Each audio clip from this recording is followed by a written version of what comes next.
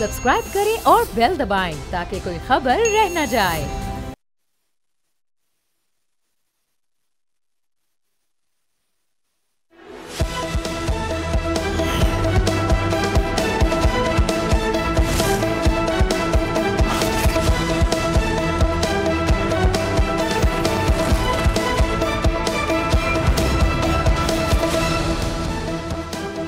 अस्सलाम वालेकुम। प्रोग्राम में खुश आमदीद। मैं हूँ अफसा कोमल। PTI की अंदरूनी तकसीम, इख्तलाफात, मुतनाज़ फ़ैसला साजी और एहतजाज से मुतालिक मुबहम पॉलिसी अडियाला जेल में कैद इमरान खान के लिए भी अब परेशानी का सबब बन रही है। इमरान खान ने पार्टी के नाम एक पैगाम जारी किया जिसमें वाज़ेह तौर पर कहा है कि फ़िलहाल उन्हें PTI की एहतजाजी तहरीक का कोई मोमेंटम नज़र नहीं आ रहा। अब 9 मई के केसेस में होने वाली सज़ाओं ने इमरान खान और पार्टी की मुश्किलात में मज़ीद इजाफा भी कर दिया है, जिसके नतीजे में एहतजाजी तहरीक चलाना या उसकी इजाज़त हासिल करना बज़ाहिर आग का एक दरिया पार करने के मुतरादिफ नज़र आता है। क्या PTI की क़यादत इन तमाम सियासी और कानूनी चैलेंजेस से पार्टी और इमरान खान को निकालने में कामयाब हो पाएगी? यही जानने की आज करेंगे, जिसके लिए हमें ज्वाइन कर रहे हैं पाकिस्तान तहरीक इंसाफ के वकील फैसल चौधरी साहब। फैसल साहब, बहुत बहुत शुक्रिया आपके वक्त के लिए। सबसे पहले तो 9 मई के जो फैसले आए हैं, या हम आपसे जानना चाहेंगे कि इनको ये तो कहा जा रहा है कि चैलेंज किया जाएगा, लेकिन किन ग्राउंड्स पे चैलेंज किया जाएगा? फैसले में, प्रोसिक्यूशन में क्या ऐसे लूप होल्स हैं जिसकी बेसिस पे इसको चैलेंज किया जाएगा? देखिए आप साहब, पहली बात तो ये कि फैसले कानूनी तौर पे तो दिए नहीं गए हैं। खासकर जो सरगोदा ATC का मामला है वो तो इस कदर फ्लिमजी ग्राउंड्स के ऊपर है जो कि लीगल भी नहीं है, तो वो तो पॉलिटिकल बुनियादों पे दिया गया फैसला है। यानी उसमें जज साहब ये लिखते हैं कि इन्होंने PTI से अब डिसएसोसिएट नहीं किया, और दूसरा उन्होंने ये सफ़ा मिसल पे कोई एविडेंस ना होने के बावजूद अहमद चट्टा और राना बिलाल एजाज को, जो कि उस दिन गुजरावाला में थे, उनको मियां वाली के केस में सज़ा दे दी, 10-10 साल सज़ा दे दी। और एक जुल्म किया गया है, बाकायदा जो है आप समझें कि PTI के कारकुनान के ऊपर जो मेन एक्यूज से उनको छोड़ दिया गया है, जो नॉमिनेटेड थे, जिनके ऊपर एलिगेशंस थे कि उन्होंने पेट्रोल छिड़का, थाने के गेट के ऊपर तोड़ा, आग लगाई, उनको क्योंकि उन्होंने डिसोसिएट कर लिया PTI से, लिहाजा उनको छोड़ दिया गया, और जो PTI में है उनको सजा दे दी गई। तो इन्हीं बुनियादों के ऊपर ये डेफिनेटली ये चैलेंज किया जाएगा। इसी तरह लाहौर में जो है यासमीन राशिद साहबा या रियाज साहब या महमूद रशीद और उमर चीमा साहब का उन्होंने कोई रोल उनका मुतय्यन नहीं किया। और वहाँ पे हमारे जो एक साहब हैं, हमारे वर्कर भी नहीं है, रियाज नाम उनका, तो मुझे वो फर्नीचर की दुकान है उनकी शेरपा ब्रिज के नीचे, उनको मैं इसलिए धर लिया गया कि उनकी दुकान है, वो इंटीरियर डिज़ाइनर है बेचारे।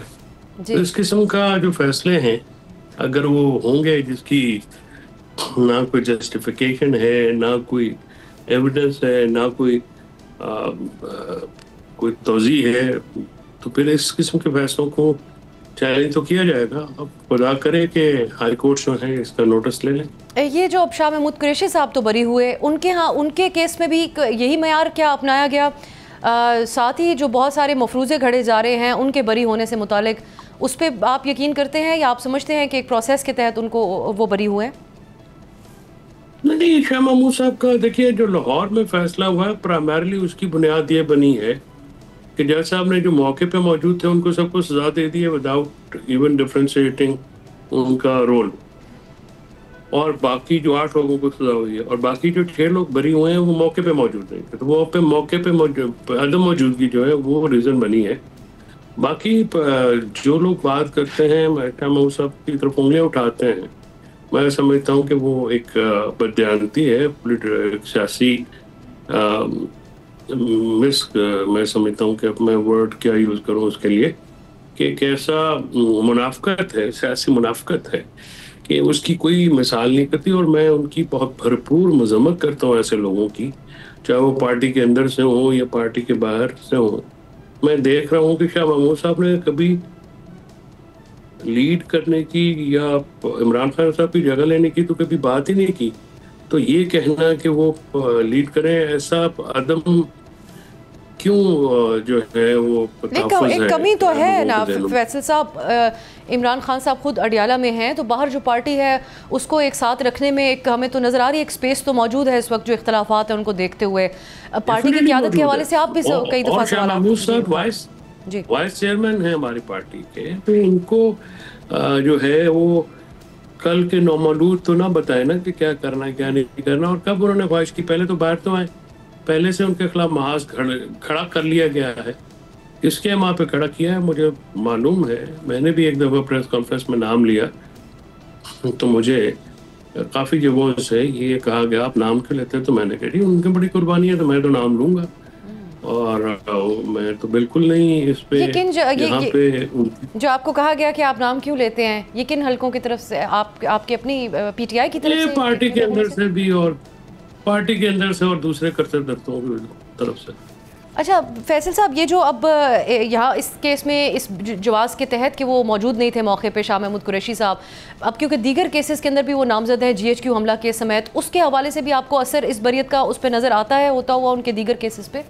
جی بالکل بالکل، میرا جو خیال یہ ہے کہ جو کیونکہ سب کے اوپر جو ایکوٹ ہوئے ہیں وہ بھی اور جو کانوکٹ ہوئے ہیں ان کے اوپر بھی، کیونکہ الزام کی نوعیت ایک ہے تمام پرچوں میں، تو اس کی مثال ایسے ہے جیسے کوئی لڑائی میں اگر کوئی کسی کو کوئی لاٹھی مارتا ہے تو لاٹھی مارنے کی لیٹس سپوز 1 سال سزا ہے، تو 50 دفعہ اگر یہ 10 دفعہ مارتا ہے تو سال تو سزا ایک کی دفعہ ہوگی، اور اس کو انگریزی میں ڈبل جبرٹی کرتے ہیں، یعنی ایک ہی الزام کے تحت 2 دفعہ سزا نہیں ہو سکتی، جزا نہیں ہو سکتی، لہٰذا جو پروسیکیوٹ نہیں کیا جا سکتا. یہ section 403 read with article 13 of the constitution میری بڑی فرم اوپینین ہے کہ، اور اس قسم کا ایک نوعیت کا کیس ہائی کورٹ میں پینڈنگ بھی ہے امجد خان نیازی صاحب کا، وہ میوالے سے ایکوٹ ہو گئے تھے تو کسی اور جگہ سے ان کو کنوکشن سنائی گئی تو ان کی سزا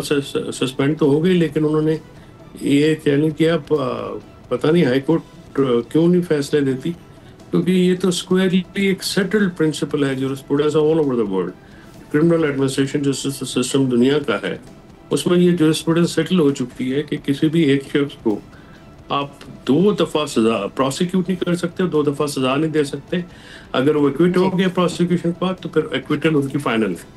اب ان سزاؤں کے بعد سینیٹر اعجاز چودھری یا پھر جو دیگر اپوزیشن لیڈر ملک احمد صاحب، MNA احمد چٹھا صاحب، ان کی رکنیت کا کیا مستقبل ہے؟ حکومت سینٹ کے حوالے سے تو نظر آتا ہے بظاہر کہ اب نظر رکھے بیٹھی ہے کہ غالباً 1 سیٹ اور کم ہو جائے گی PTI کی. دیکھیے نارملی تو جب تک سپریم کورٹ جو فائنل کورٹ آف اپیل ہے وہاں سے فیصلہ نہ ہو تو اس کو نہیں کیا جا سکتا، لیکن یہ ملک کوئی اب آئین اور قانون اور ضوابط کی بنیاد پر چل نہیں رہا ہے، یہ تو اتھارٹیرین اسٹیٹ ہوئی ہوئی ہے، ڈنڈے کے زور پہ چل رہی ہے، جو ڈنڈا کو کر دیں گے ہو سکتا ہے کل ہی کر دیں. الیکشن کمیشن والے جو ہیں وہ D سیٹ ہونا ہے یا وہ تو ایک ٹوٹل اور چیز ہے، وہ تو ریفرنس جاتی ہے، ریفرنس کے اوپر فیصلہ آتا ہے، لیکن مین وائل ہائی کورٹ سے اسٹے کی درخواست کرنی چاہیے. کل طارق فضل صاحب میرے ساتھ ایک شو میں تھے اور انہوں نے ایک اچھی بات کی، یاسمین راشد، انہوں نے یہ کہا کہ یاسمین راشد صاحبہ کو میڈیکل گراؤنڈ پہ بیل مل جائے گی، تو میں اس کو ویلکم کرتا ہوں اگر یہ جسچر ہوگا. یاسمین راشد صاحبہ ڈیزرو کرتی ہیں اور باقی بھی ڈیزرو کرتے ہیں، جو اعجاز صاحب، محمود صاحب، مچیمہ صاحب، تینوں جو ہیں وہ میڈیکلی بھی اِل ہیں، تو بہت انہوں نے بھگت لیا ہے، اب اس سے زیادہ کیا سزا دیں گے آپ؟ اچھا، عمران خان صاحب کہتے ہیں اپنے ٹویٹر پیغام میں کہ مجھے فی الحال مومنٹم کوئی احتجاج کا، تحریک کا نظر نہیں آتا. آپ کی نظر میں کیا یہ درست فیصلہ تھا کہ اعلان کر دیا جائے، پہلے جو بلند و باغ دعوے ہو جاتے ہیں پھر حکومت کے پاس ایک کاؤنٹر بھی آ جاتا ہے اس کا؟ تھوڑا سا ہمیں ہلچل نظر آئی جب عمران خان کے صاحبزادوں کی واپسی کی بات ہوئی، لیکن اس وقت حکومت خوفزدہ نظر نہیں آتی ہے. یہ درست طریقہ کار اپنایا گیا کہ اعلانات پہلے ہو گئے اور اس کے بعد پھر تاریخیں تبدیل کی جاتی رہیں؟ آپ نہیں، اب سب دیکھیے، میں تو شروع میں ہی میں نے خان صاحب سے بڑا اوپنلی کہا تھا کہ تحریک نہیں چل سکتی ہے، آپ کی ٹیم میں سخت نہیں ہے، اور تحریک چلانے کے لیے جن لوازمات کی ضرورت ہے، جس ماحول کی ضرورت ہے، وہ بھی اویلیبل نہیں ہے. جنگ کے بعد بھی حالات بدلے ہیں، اور یہ صحیح بات ہے کہ معاشی طور پہ ملک کمزور ہے. ابھی تک پیٹرول کی قیمتیں، چینی کا اسکینڈل، گندم اسکینڈل جو نگران دور کے ہیں، یہ اور جو کاؤنٹر جنرل نے پیسے نکالے ہیں وہاں پہ وہ جو جی بی میں سوری چترال میں وہ بھی وفاقی حکومت کا ہے. تو بہت سارے اسکینڈلس تو موجود ہیں، لیکن اب ہمارے یہاں پہ لیڈرشپ کی کمی ہے. جو آپ نے پہلے سوال آپ نے آبزرویشن دی نا کہ شاہ محمود صاحب کی شکل میں وہ لیڈرشپ کا گیپ کافی حد تک عمران خان صاحب کی عدم موجودگی میں شاہ محمود صاحب بھی ایسے قد کاٹ کے آدمی ہیں جو کہ اس کو فل کر سکتے ہیں، اور ان کے بغیر وہ آئے تو بہت ایک تقویت مل سکتی ہے، ایک یونیفیکیشن، کیونکہ وہ جانتے بھی ہیں، وہ سیاسی آدمی ہیں. اور میں تو اس تحریک کو کے اعلان کے حق میں نہیں تھا، لیکن ظاہر آدمی فیصلہ تو ہاں سب کرتے ہیں. ابھی تک ان کی لیڈرشپ اور فیملی دونوں بری طرح ناکام ہے تحریک کا مومنٹم بنانے میں، اور تحریک کا مومنٹم جو ہے وہ اس طرح سے بنے گا بھی نہیں، کیونکہ یہ لیڈرشپ جو ہے، یہ جو آپ کو سزائیں ہوتی ہوئی نظر آ رہی ہیں، یہ بھی تو اس کا جواب ہے نا ریاست کی طرف سے.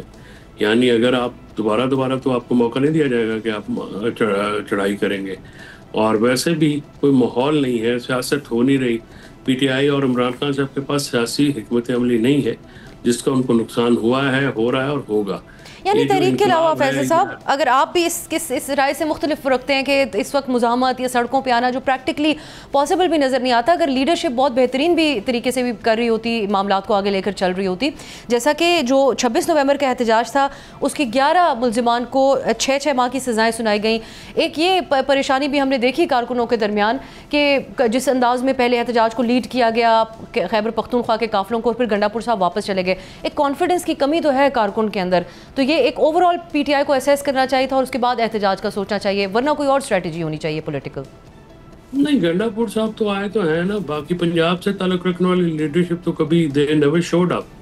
وہ تو کہیں پہ آیا ہی نہیں، وہ تو ویڈیوز بنا کے غائب ہو گئے.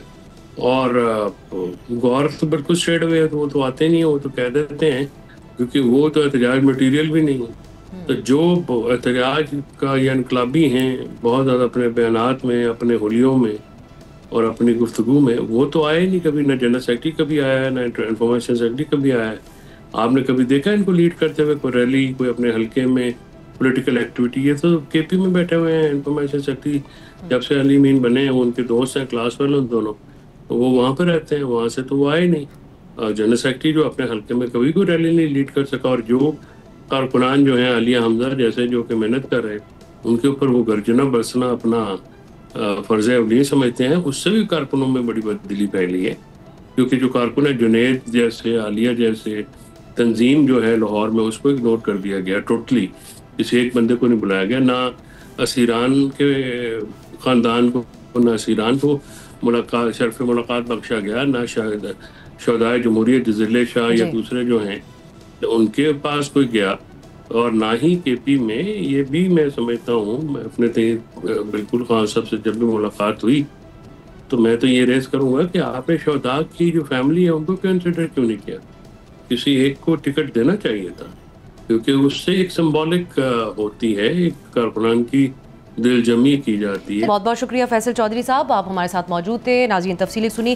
ایک بریک کی طرف جاتے ہیں، واپس آ کر بات کریں گے کیا وجہ ہے کہ آج بھی بچوں کے ساتھ مدارس میں اتنا ظلم ہو رہا ہے کہ ایک بچے کی جان لے لی گئی، بہت سے بچے ٹراماٹائزڈ ہیں. سوات میں جو واقعہ پیش آیا، ہم نے کل بھی اس پہ بات کی تھی، آج پھر تفصیلی طور پر بات کریں گے. علماء کونسل کا موقف بھی سامنے لے کر آئیں گے، ایکسپرٹ اوپینین بھی. ایک بریک کے بعد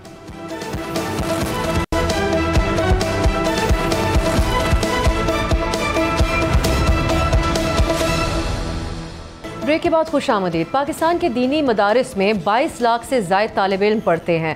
مدرسوں کی 4 دیواری میں ان طالب علموں کے ساتھ جسمانی تشدد، جنسی ہراسانی اور ریپ کے واقعات سال سے پیش آ رہے ہیں اور اب ایک معمول بن چکے ہیں.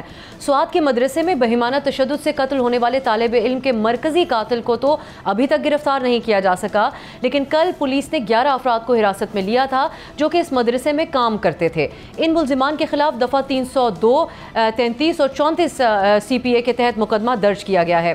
یہ مدرسہ 5 سال سے بغیر رجسٹریشن کے کام کر رہا تھا اور یہاں سے بچوں پر تشدد کی آلات بھی برآمد ہوئے، بچوں کے بیانات بھی मौजूद हैं। कल असिस्टेंट कमिश्नर ख्वाजा खेला ने हमसे बात की थी और उनके मुताबिक 7 से 8 बच्चों पर, मज़ीद बच्चों के ऊपर भी तशद्दुद के शवाहिद मिले हैं। हम आज ये जानने की कोशिश करेंगे कि ऐसे क्या मुहर्रिकात हैं कि मदारिस में पेश आने वाले ये जो वाक़यात हैं इनको रोका नहीं जा सका। हमारे साथ आज जो मेहमान मौजूद हैं वो साबिक रुकन कौमी असम्बली हैं और कौम के कॉकस बराए जो बच्चों का राइट्स है उसके हवाले से चाइल्ड राइट्स उसकी चेयरपर्सन भी रही हैं और 2021 में इन्होंने ऐवान में बच्चों के जिस्मानी तशद्दुद के ख़िलाफ़ बिल भी मंजूर करवाया था।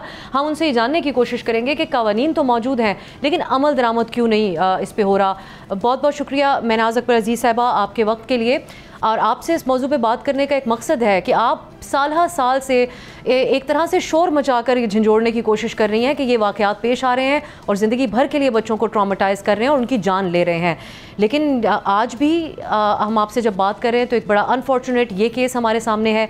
क्यों हम ऐसा कोई निज़ाम नहीं बना सके जो बच्चों को प्रोटेक्ट करे? और ये एक हकीकत पाकिस्तान के अंदर बन चुका है। बच्चा मदरसे जाता है और ये एक आम ख्याल होता है कि इस किस्म का कोई ना कोई वाक़या उसके साथ पेश आ चुका होगा। क्या आपको लगता है वजूहात? अफसा, थैंक यू सो मच मुझे प्रोग्राम पे बुलाने के लिए। बिस्मिल्लाहिर्रहमानिर्रहीम। मुझे नहायत अफसोस के साथ कहना पड़ता है कि पाकिस्तान की रियासत की प्रायोरिटी नहीं है बच्चे, और ना किसी पॉलिटिकल पार्टीज़ की प्रायोरिटी हैं बच्चे। और जितने मर्ज़ी आप लॉज पास कर लें, जितने मर्ज़ी आप इंस्टीट्यूशंस बना लें, वो बच्चों उसमें ना बजट आएगा ना कुछ आएगा। लोग जो काम करने वाले वो भी बच्चों की तरफ नहीं देखेंगे। देखिए, मैंने ये बच्चा जो है फरहान, इसकी जब अकड़ी हुई लाश देखी, मैं इस वक्त डिस्क्रिप्टिवली बताना चाहती हूँ, नीला लाल जिस्म, ऐसे यूं किया। और ये है कि आप ये देखें, जब हमने मक्खी को मारना होता है हम इतने ज़रबे नहीं लगाते उसको।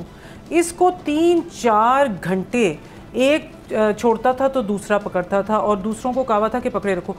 ये एक केस नहीं बताया जा रहा है। तशद्दुद करने वाले थक गए लेकिन फिर भी दूसरा बंदा आकर तशद्दुद करता था छोटे से मासूम बच्चे पे। देखिए, बात पता है क्या होती है? बात यहाँ से शुरू होती है और ये ख़ास तौर पे मदारिस में, और मदारिस फिर मुंसलिक है हमारी मजहबी पार्टीज़ के साथ। आज खुल के बात होती है, उंगलियां उठती हैं अब इस केस के बाद उंगलियां उठ रही हैं मजहबी पार्टीज़ पे, ठीक है, क्योंकि पुष्ट पनाही दी जाती है। और इसमें मैं आपको केस बताऊंगी जिसमें क्लियरली पुष्ट पनाही अभी तक दी जा रही है। होता ये है कि मदारिस में वो बच्चे, हमारे यहाँ पाकिस्तान में 40% जो लोग हैं वो पॉवर्टी लाइन से नीचे, यानी गुर्बत की लकीर से नीचे हैं। अब वो ऐसे हैं जो रियासती यतीम है, ना उनका CNIC है, ना वो का स्कूल का बंदोबस्त है, ना कुछ। वो लेबर करें, वो जैसे भी हो जाए, खाना बदोश बने, जो कुछ भी हो जाए, ठीक है ना, वो किसी चीज़ में नहीं है। अच्छा, ये जो ज़्यादातर मदरसों में बच्चे जाते हैं, ये वो हैं जिनकी कोई सुनवाई नहीं है। उनको पता है कि माँ बाप बिल्कुल अनपढ़ हैं, लेबर करते हैं, नशावर हैं, जो कुछ भी हैं, ये आके छोड़ जाते हैं और ये हमारी मनमानी करते हैं। होता ये है, मार कुटाई से बात शुरू होती है। वो याऊस जो बच्चा था कोहिस्तान का, उस केस में तो मैं और रुबीना खालिद, सेनेटर रुबीना खालिद खुद गए उस बच्चे को मिलने के लिए। हाँ, अच्छा, अब होता ये है कि मारना शुरू करते हैं, फिर ये शुरू होती है, ये ज़्यादती शुरू होती है, और बीच में मरा भी गया तो क्या हुआ। यहाँ पर मैं अप्रिशिएट करना चाहूँगी मीडिया और सोशल मीडिया को। केसेस तो इतने हैं ये कि मैं आपको बता नहीं सकती। जब वो मीडिया के हाथ लग जाते हैं ना, फिर आती है पुलिस ने पकड़ लिया, ठीक है। याऊस के केस में 2020 में वो केस था, पुलिस ने पकड़ लिया। पुलिस ने नहीं पकड़ा था, DNA मैच हो गया। कितने अरसे तक वो शमशुद्दीन था या जो भी था, कफ़ायतुल्लाह एक आदमी था, वो उसको संभाल रहा था या जो कुछ भी कर रहा था। तो उसमें ये होता है पुलिस। अब इसमें जो एक खातून पुलिस ऑफिसर हैं जो मानसेरा की रेशम जहांगीर SP हैं, उन्होंने पकड़ा। अच्छा, अब याऊस का भी जो मुजरिम था, वो जो मतलब सो कॉल्ड कारी था, उसको 2 साल के बाद एक फ़ीमेल जज ने उसकी सज़ा सुनाई थी, ठीक है। अब क्या है, अभी मैं थोड़े दिन पहले पढ़ रही थी कि वो कहते हैं कि जी इसको बाहर किसी से मिलने भी दो। वो जो उसके जो पुष्टपनाही कर रहे हैं मजहबी पार्टी वाला, वो कहता है इसको बाहर मिलने भी दो, इसको सब कुछ करने दो। सबसे पहले देखें, 3-4 दिन गुजर गए इस बच्चे को कत्ल हुए हुए। कत्ल मतलब मैं ये नहीं कहती कि जी शहीद है ये वो करके, बेईमाना कत्ल है, ठीक है ना। इसकी कोई वजह ही नहीं है। पहली बात तो ये है कि मजहबी जमातें ऐसे लोगों को, अपने कारियों को डिसोन करें। क्यों नहीं करती? बिल्कुल ये बात डिसोन करें, पब्लिक रिडिक्यूल करें और ये कहें कि हमारे से। दूसरी बात, ये मदरसा रजिस्टर्ड नहीं है, ठीक है। اور آپ اپنی پارٹیز میں جو ہماری مذہبی پارٹیز ہیں اس میں طے کر لیں کہ ان کو سزا کیا دینی ہے. اگر وہ انگلی بھی لگاتے ہیں بچوں کے اوپر, قرآن میں لکھا ہے کہ قرآن پڑھاتے ہوئے آپ بچوں کو مار کے پڑھائیں, مجھے بتا دیں کہ کہیں پر اور ان کو لکھا ہے. مزید مذہب کی طرف لے کر آنا ہے, بلکہ اس طرح کے حالات ان کے لیے نہیں. میں یہ جو مذہبی جماعتوں کی آپ بات کر رہی ہیں, وزارت تعلیم کے اندر مدرسوں کو لانے کی جو بات تھی اس میں بڑا شور شرابہ کیا گیا اور بڑی مخالفت کی گئی. یہاں پر ایک دینی جماعت کے رہنما ہمارے ساتھ بیٹھے تھے, انہوں نے ہمیں چیلنج کیا کہ جو پرائیویٹ سکولز ہیں اس کے اندر تو ڈانس پارٹیز ہوتی ہیں, مدارس کے اندر ماحول بہت اچھا ہوتا ہے. تو ہماری آرگیومنٹ یہی تھی کہ مدارس میں تو جان سے بچے چلے جاتے ہیں جنسی زیادتی کے بعد. اگر آپ اس پہ زور دینا چاہیں, رجسٹریشن ایک بات ہے, لیکن ایک اوور آل کیا ایک معیار طے کیا جائے یا کنٹرولز ہوں مدارس کے اوپر, کیونکہ مدارس تو ایک حقیقت ہے, بہت بڑی تعداد میں پاکستان میں موجود ہے. دیکھیں یہ جو فرحان کے ساتھ ہوا ہے, ہمارا بچہ ہے, پاکستانی بچہ ہے. ہم تو کبھی یہ تو کے پی کے کا بچہ ہے, یہ پنجاب کا بچہ ہے, یہ بلوچستان کا بچہ ہے, یہ جی بی کا بچہ ہے, یہ فلانے کا بچہ ہے. بھائی یہ پاکستانی بچے ہیں. پھر وہ یہ ہوتا ہے پولرائزیشن ہوتی ہے, یہ اس پارٹی کا, یہ اس پارٹی کا, یہ اس پارٹی کا, جب تک یہ نوجوان ہو رہے ہوتے ہیں. پہلی بات تو یہ ہے کہ پرائم منسٹر از رسپانسبل. صوبائیت آگے, صوبے میں بچوں کے لیے کوئی پیسے نہیں ہے, فیڈرل میں بچوں کے لیے کوئی پیسے نہیں ہے. Federal should be responsible for all children of Pakistan. پہلی بات یہ, اس کے لیے ان کو ایک سسٹم طے کرنا ہوگا پی ایم ہاؤس میں. دوسری بات یہ جس میں کہ جو ہے نا ایگزیکٹو, ان کے پاس ایسے پاورز ہونے چاہیے کہ وہ ایکشن لے سکیں, وہ لیگل ایکشن لے سکیں. اچھا اب میں آتی ہوں ایک بات یہ کہ یہ جو مذہبی جماعتوں میں یہ سب کچھ ہو رہا ہے, یہ جو لوگوں نے کر دیا ہے نا, ان کو ملٹری کورٹس میں ٹرائی کریں. کل میں نے پڑھا ملٹری کورٹس کے بارے میں, ٹھیک ہے, لا منسٹری میں نے کام کیا. ملٹری کورٹس بنے, میں 21 امینڈمنٹ آئی تھی جب آپ کا ایپسیکس کا آرمی پبلک اسکول کا پشاور کا ثانیہ ہوا تھا 16 دسمبر کو. تو یہ آیا تھا کہ کیونکہ these are terrorist, they are civilian terrorist, they are monsters in disguise.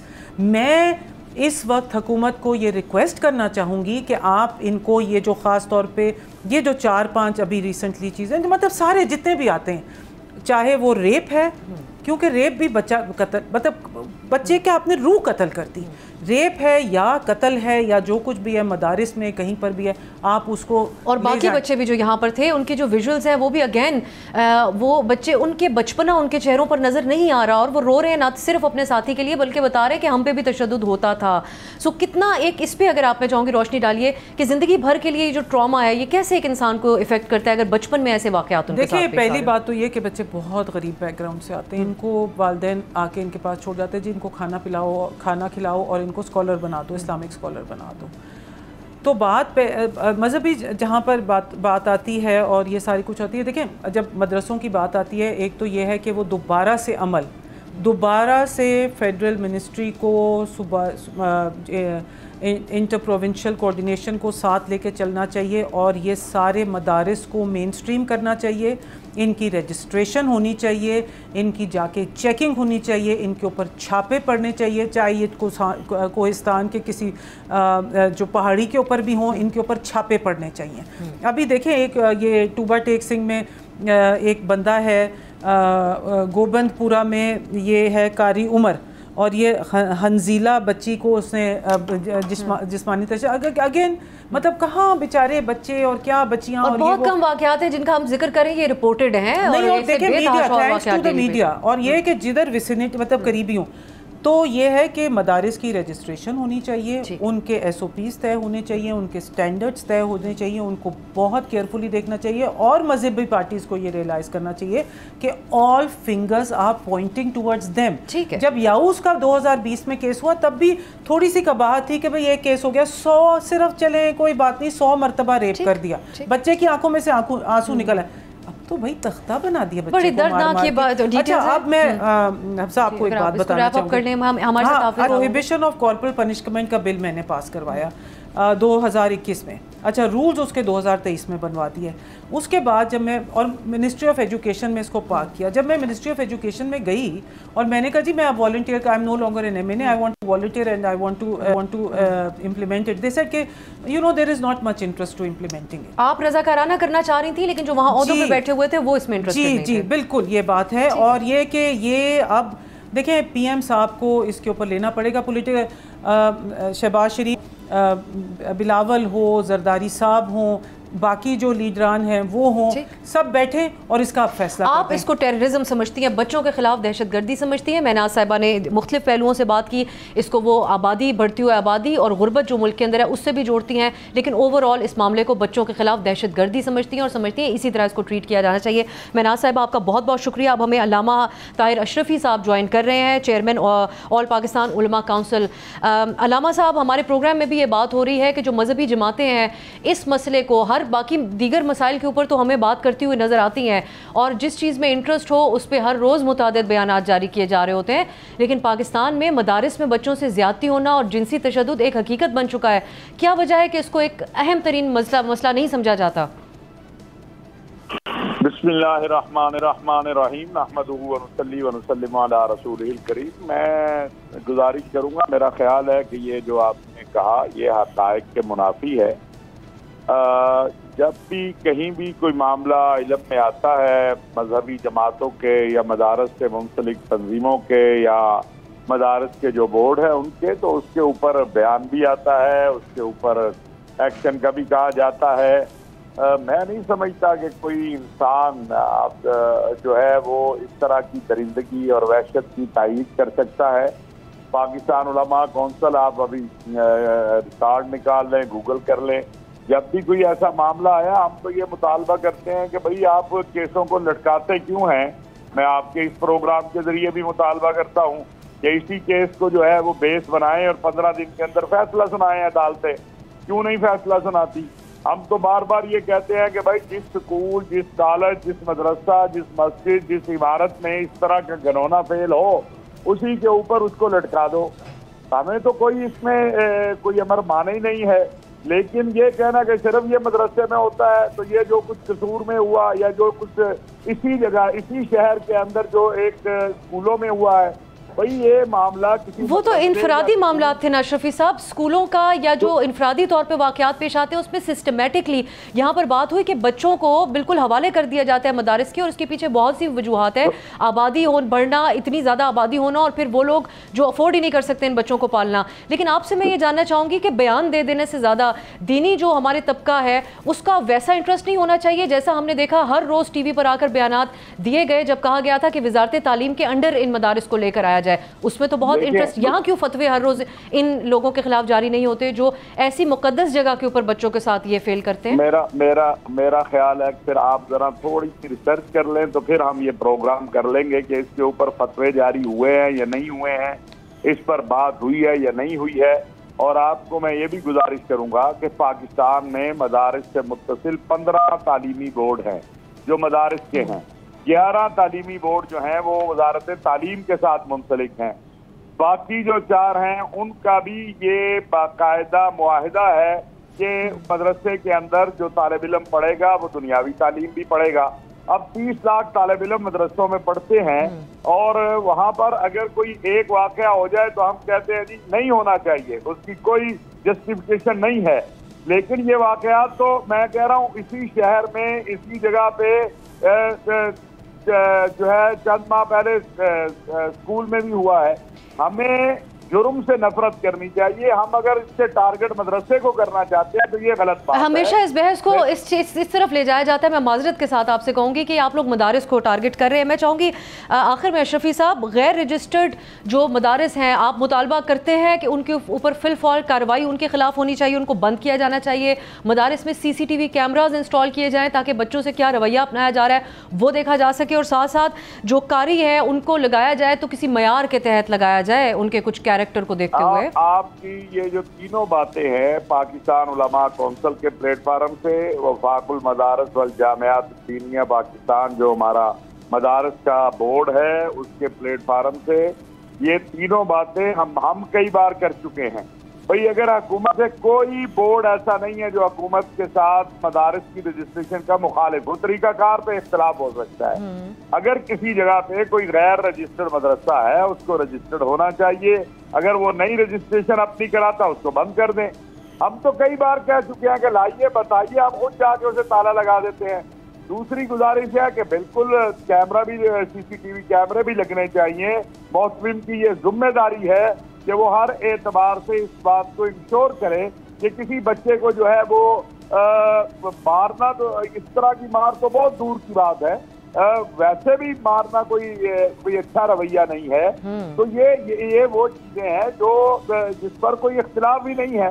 اور میں یہ بات بھی عرض کروں گا کہ دیکھیے میں کئی مرتبہ پاکستان علماء کونسل ہمارے تمام بورڈ کہہ چکے ہیں کہ بھائی سزائیں دو، سزائیں کیوں نہیں دیتے ہیں آپ. اب یہ جہالت کی انتہا ہے. ایک طرف آپ نے دیکھا ہے کہ ماں آ کے کہتی ہے میری بیٹی کو قتل ٹھیک کیا گیا ہے، ایک طرف یہ درندہ ہے جس میں یہ انسان نہیں ہے، یہ درندے ہیں جنہوں نے یہ بچوں کے ساتھ یہ عمل کرتے ہیں، مسجد میں کرے، اسکول میں کرے، مدرسے میں کرے. اور بالکل نہیں، ہم اس کو کوئی خطرہ اپنے مدارس کے لیے اس انداز میں نہیں سمجھتے. ہم سمجھتے ہیں آپ سزائے عدالت دے گی، یہ لوگ جو ہیں یہ اپنے انجام کو پہنچیں گے تو مدرسہ پاک ہوگا، الزام تراشی کا جو ہے وہ ختم. بہت شکریہ حافظ طاہر اشرفی صاحب، آپ نے خیالات کا اظہار کر رہے تھے. یہ جو اساتذہ اور معتمم ہیں ان کو کردار کو کیا پرکھا جاتا ہے ان عہدوں پہ ان کو لگانے سے پہلے، کہ جہاں ان کے اراؤنڈ اتنے سارے معصوم بچے ہوتے ہیں اور اس قسم کا ان کا کردار ہوتا ہے جو ایسی افسوسناک خبروں میں ہمارے سامنے آتا ہے. ایک بریک کی طرف جائیں گے اور پھر ہم سندھ طاس معاہدے کی بھارت کی طرف سے جو خلاف ورزیاں جاری ہیں اس پر بین الاقوامی ایکسپرٹ ہمارے ساتھ واشنگٹن سے موجود ہوں گے ایک بریک کے بعد.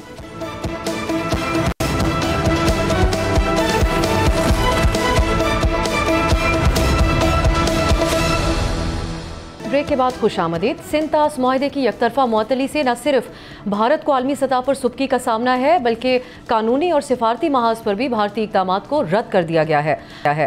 عالمی ثالثی عدالت بھی پاکستان کے موقف کی تائید کرتے ہوئے یہ قرار دے چکی ہے کہ بھارت یک طرفہ طور پر سندھ طاس معاہدے کو معطل یا ختم نہیں کر سکتا، مگر بھارت نہ صرف عالمی قوانین کو روند رہا ہے بلکہ پانی کو بطور ہتھیار بھی استعمال کر رہا ہے. پاکستان میں ایک سیلابی صورتحال ہے جس کے بعد ڈی جی محکمہ موسمیات نے اب اس خدشے کا اظہار کر دیا ہے کہ بھارت ایک بار پھر آبی جارحیت کا راستہ اپنائے ہوئے پانی کا انخلا کر سکتا ہے تاکہ پاکستانی دریاؤں میں طغیانی کی صورتحال پیدا ہو جائے.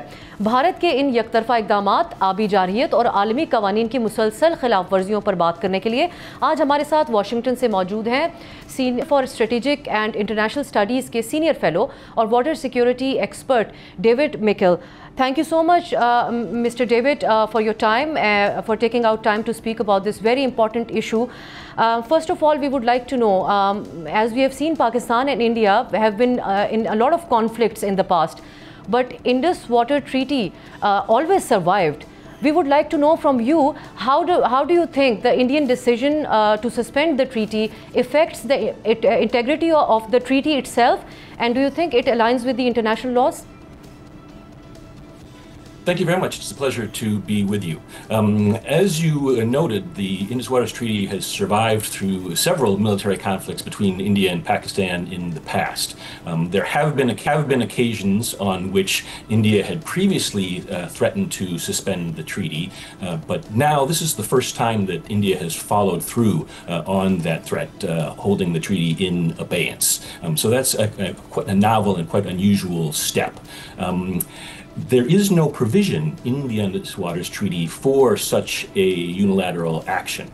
The treaty does not contain provisions for one party to terminate the treaty or to step out of the treaty. So the legal status of India's actions is also unclear. India maintains that Pakistan has acted in material breach of the treaty following the attacks of the 22nd of April, and also that the material conditions underlying the treaty have changed. But these are legal arguments that are not necessarily accepted by the international community. So this action on the part of India is a very politically bold and aggressive step in its relations with Pakistan around the Indus Waters Treaty, and the legal status of that decision is yet to be resolved. And you know, a single party like India legally suspending a treaty which is a multilateral treaty, do you think it is a basic that India went against?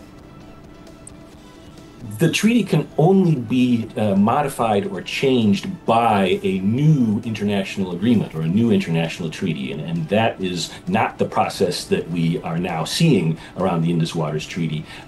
The Indus Waters Treaty is a multilateral treaty, as you indicated. The World Bank is also a signatory to the treaty and played a substantial role in mediating the initial negotiations between India and Pakistan, leading to the conclusion of the treaty in 1960. So we are in uncharted legal waters here to a certain degree, and whether the treaty can survive this tension is yet to be seen.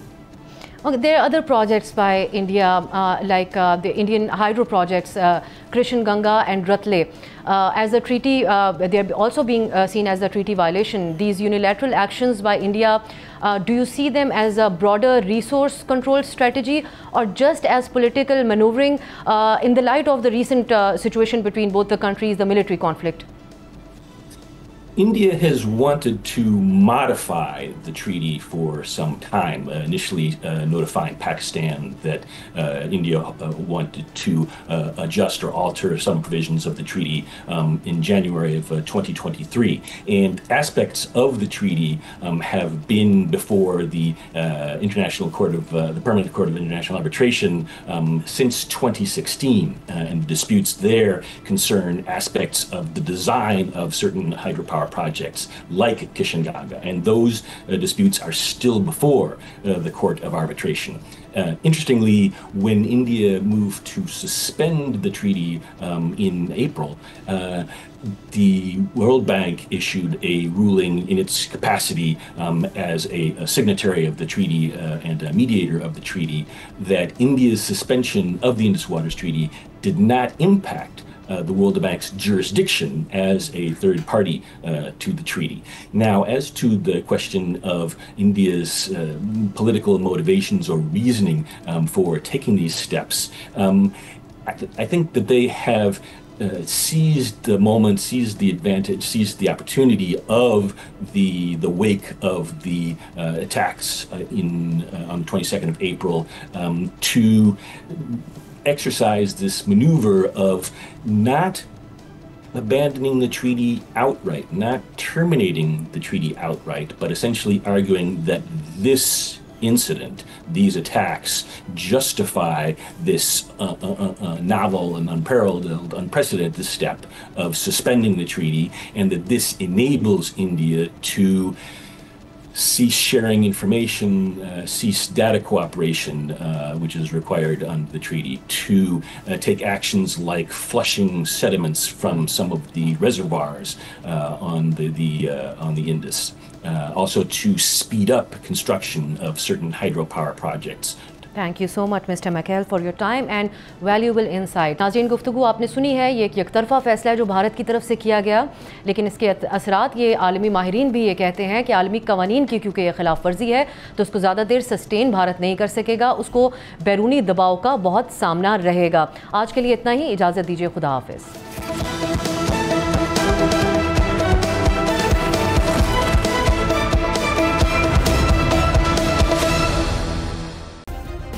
Subscribe करें और bell दबाएं ताकि कोई खबर रह न जाए।